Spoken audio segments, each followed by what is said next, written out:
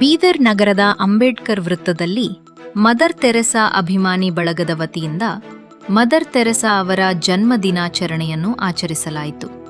ಅಭಿಮಾನಿ ಬಳಗದ ಅಧ್ಯಕ್ಷೆ ರೋಜಾ ಸಿಸ್ಟರ್ ಅವರ ನೇತೃತ್ವದಲ್ಲಿ ನಡೆದ ಕಾರ್ಯಕ್ರಮದಲ್ಲಿ ಬೀದರ್ ಉತ್ತರ ಕ್ಷೇತ್ರದ ಶಾಸಕ ಹಾಗೂ ಮಾಜಿ ಸಚಿವ ರಹೀಂ ಖಾನ್ ಅವರು ಕೇಕ್ ಕತ್ತರಿಸಿ ಮದರ್ ತೆರೆಸಾ ಅವರಿಗೆ ಗೌರವ ಸಲ್ಲಿಸಿದರು.